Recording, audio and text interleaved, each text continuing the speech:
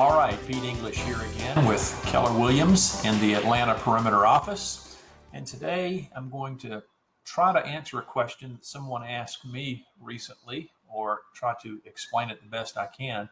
The question was, sending emails in Command, why isn't it like the way we used to do it in eEdge? And there are a couple of answers. I can think of probably three right off the top of my head, but let me show you a couple of things right now. Let me bring up my web browser, and let's see, I'll put me over here. So from within Command, obviously I have KW Command open, and I'm going to go to the Contacts button, and let's we've got however many contacts you've got in here. But one of the things, let me find Stacy first. And here is, note, one of the things when you go into email and you search for someone, this pops down here. It's an issue that the developers know about, and one day it will go away once you type something. But right now, the easiest thing to do is type anywhere else in the white area, and it will disappear. So I was looking for Stacy. There's Stacy, and then this is my contact, Stacy Stubbs. Now, here is Stacy's email address right here. Over here under the timeline, I can see every, in this case, all activity, because if I only wanted to see emails, then I would simply click on emails. And this is every email that I have ever communicated with Stacy about.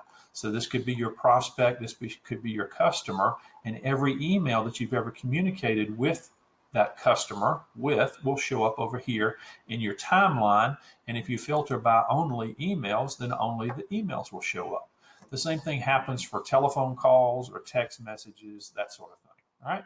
But the question was, well, why doesn't email work the way that eEdge used to work? There are a couple of things. Number one, if you simply want to send a one-off email to Stacy, then simply left-clicking on her email address right here will allow, in my case, my email client is Gmail. So I click one time and Gmail pops up right here, and I would send my email to Stacy that way. Okay, so the one-off pops up and I send my email. All righty. And of course, once I send that email, it will show up over here in the timeline that I sent her an email. So that's one way that emails work. So the one-off emails simply go through your Gmail client to be sent that way.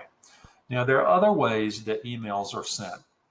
When you get over here in the campaigns, see if I can click on campaigns and get a campaign to happen. Let me move my whole browser over here. All right, so when I get over here into campaigns, and if I wanted to do an email campaign, and I wanted to do an email campaign to a lot of people, the first thing that you have to do is you have to create your email list. So in our case right here, I would have to configure a list. Within Command, you can have one email list, okay? And I have called my email list Pete's MailChimp list. And the reason I did that is because the hosting provider that we use is MailChimp. Now, companies use hosting providers like MailChimp or Constant Contact or MailJet, or there are many of them out there. And one of the reasons that you want to do that is because these email hosting providers keep a blacklist of bad domains and things like that. And as long as we're on the good side with those guys, then our emails get delivered and they don't show up in the spam box of the recipient.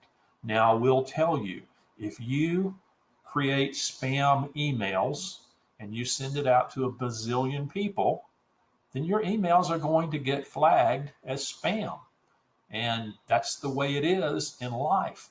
And what you'll also see is you'll have a lot of unsubscribes, but more often than not, if you get put on a blacklist, you have really just shot your feet off. So don't spam people. That's, at the end of the day, don't spam people. When we do a mass email from within Command, the back end that we use is MailChimp, right? However, when we do smart plans, like the birthday plan or the 8x8, we use a different provider, and that provider is MailJet. Now, those emails do not go out 50 or 100 or 500 at a time. They do go out onesie, twosie. So the likelihood that you get put on a blacklist there is less, unless you create spam and you send out spam. Don't do spam, okay?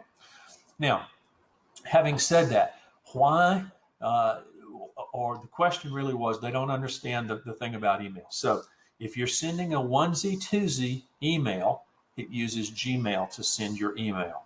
If you're using a campaign and you have a list of people that you have added, all right, if I wanted to add somebody, if I wanted to add Stacy to my,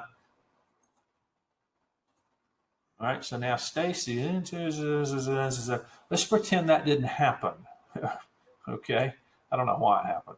All right, so we'll save that contact, and it happened twice, so it kind of makes me look like an idiot, but it is what it is. All right, but the bottom line is when you're doing email campaigns, we're using MailChimp. When we're using the 8x8s or the multiple touch campaigns, we're using MailJet. And when you're using an individual email, then it's simply using the Gmail client that you have on your desktop. So hopefully that answered the question.